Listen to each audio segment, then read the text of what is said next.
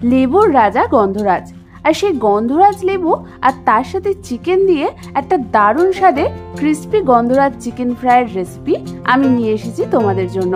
By the way, আমি সুস্মিতা আর তোমরা দেখছো আমার চ্যানেল ইয়ামিরস বাংলা। চলো রান্নাটা শুরু করে ফেলি। এই রান্নাটার জন্য আমি এখানে 500 গ্রাম মতো বোনলেস চিকেন নিয়ে নিয়েছি।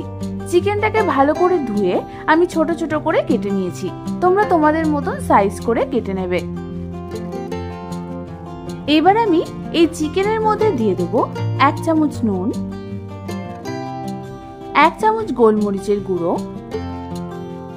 1 টেবিল চামচ আদা বাটা, 1 টেবিল চামচ রসুন বাটা, হাফ চামচ লঙ্কা বাটা, আর আমি এখানে নিয়ে নিয়েছি একটা গন্ধরাজ লেবু।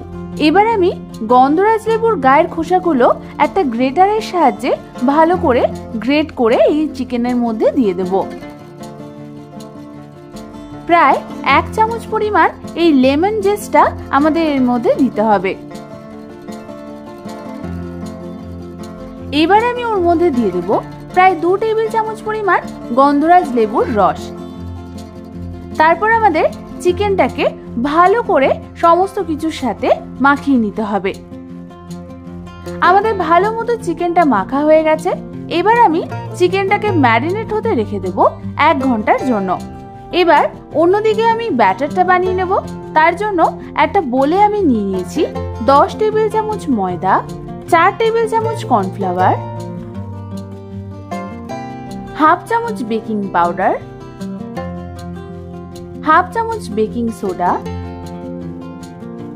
হাফ চামচ পরিমাণ গোলমরিচের গুঁড়ো, আর দিয়ে দেব হাফ চামচ পরিমাণ নুন।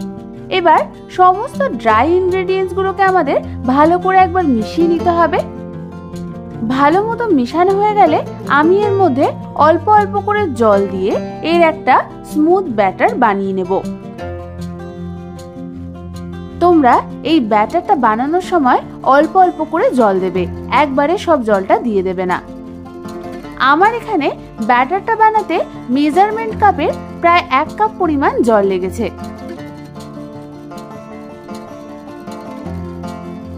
ব্যাটারটা ভালো মতো মিশানো হয়ে গেলে আমি ওর মধ্যে দিয়ে দেব 1 টেবিল চামচ পরিমাণ বাটার। বাটার দিয়েও আমাদের ব্যাটারটাকে ভালো করে এইভাবে ফেটিয়ে নিতে হবে। আমাদের ব্যাটারটা ভালো মতো ফেটানো হয়ে গেছে। তোমরা দেখো আমাদের ব্যাটারের কনসিস্টেন্সিটা ঠিক এরকম হবে। এবার আমি ব্যাটারটাকে রেস্ট হতে রেখে দেব 10 থেকে 15 মিনিটের জন্য। অন্যদিকে আমি গ্যাস জ্বালিয়ে ডিপ ফ্রাই করবার জন্য কড়াইতে সাদা তেল গরম বসিয়ে দিলাম।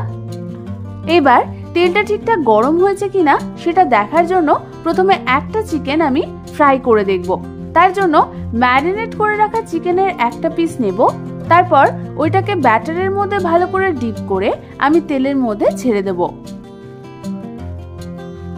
তেলে ছাড়ার সাথে সাথে কিন্তু আমাদের খুন্তির সাহায্যে হালকা করে একটু নাড়াচাড়া করে নিতে হবে। তোমরা দেখো আমাদের চিকেনের ফ্রাইটা কি সুন্দর ফুলে উঠেছে। এবার আমাদের এই চিকেনটাকে মিডিয়াম টু হাই ফ্লেমে ভেজে নিতে হবে যতক্ষণ না গোল্ডেন ব্রাউন কালার হচ্ছে। তোমরা দেখো আমাদের চিকেন ফ্রাইটা ঠিক কতটা ক্রিস্পি হয়েছে। এর মানে আমাদের তেলের টেম্পারেচারটাও ঠিক আছে আর আমাদের ব্যাটারটাও পারফেক্ট হয়েছে। তোমাদের এখানে একটা চিকেন ফ্রাই ভাজা হয়ে গেলে সেটাকে তোমরা টেস্ট করে দেখো যে তার ভেতরে নুনের পরিমাণ ঠিক আছে কিনা।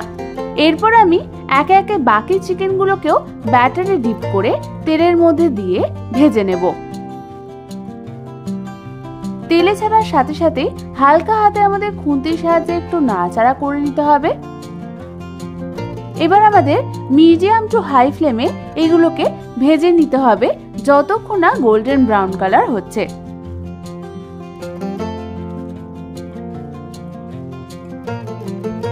আমি একবারে 5খানা চিকেন ফ্রাই তেলের মধ্যে ছাড়লাম। প্রথম দিকে যে চিকেন ফ্রাইগুলো তেলে ছেড়েছিলাম সেগুলো ব্রাউন কালার হয়ে এসছে। এগুলোকে আমি প্রথমে তুলে নেব।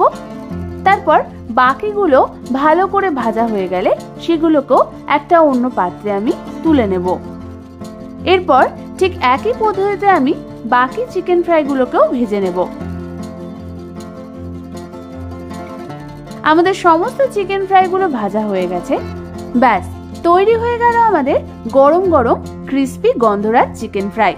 এবার শুধু কাসুন্দি আর টমেটো সসের সাথে সার্ভ করে দিলেই হয়ে যাবে।